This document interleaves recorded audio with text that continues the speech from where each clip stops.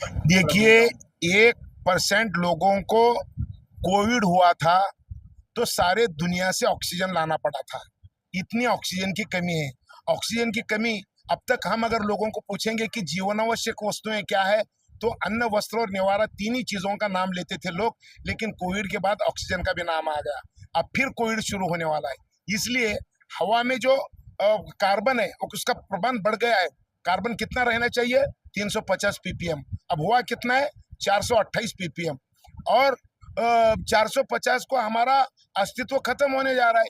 इसलिए हमको कार्बन कम करना है, ऑक्सीजन बढ़ाना है, टेम्परेचर कम करना है।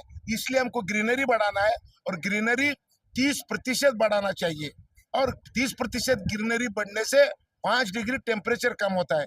तो फिर अब टेम्परेचर कम करना है, कार्बन कम करना है, ऑक्सीजन बढ़ाना है, तो इसलिए कौन सा वृक्ष है? तो बांस है, जो 24 घंटे में 3 फीट बढ़ता है। और ये मल्टी यूज है।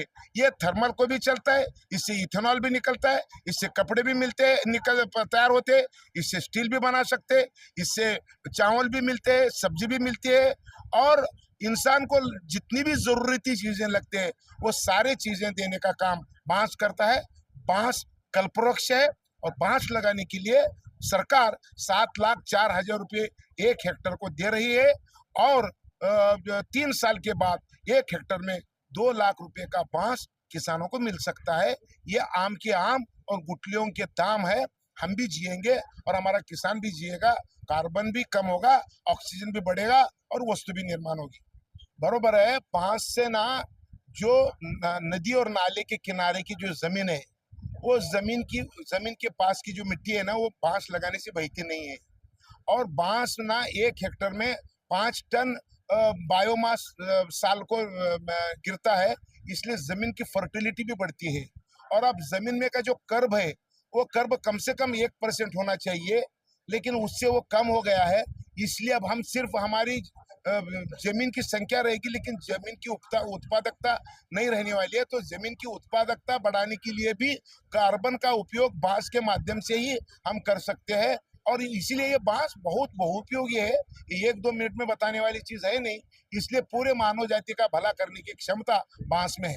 खरोखरच आजचा दिवस भिवंडी तालुक्यासाठी खूप चांगला आहे असं मी म्हणेल. भाग्यशाली दिवस आहे. याचं कारण असं की जी काळाची गरज आहे, बांबू लागवड.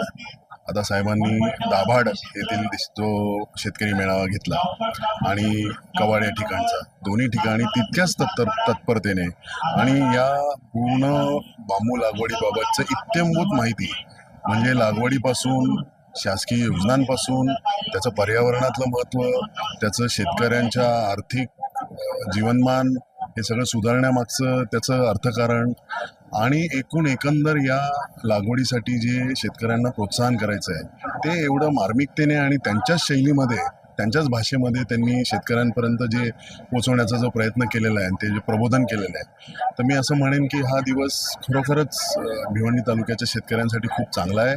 आणि ही जी महत्त्वाकांक्षी योजना आहे बांबू मिशन, तर याच्यात जास्तीत जास्त भिवंडी तालुक्यातील जास्तीत जास्त शेतकरी सहभागी होतील अशी मी अपेक्षा करतो.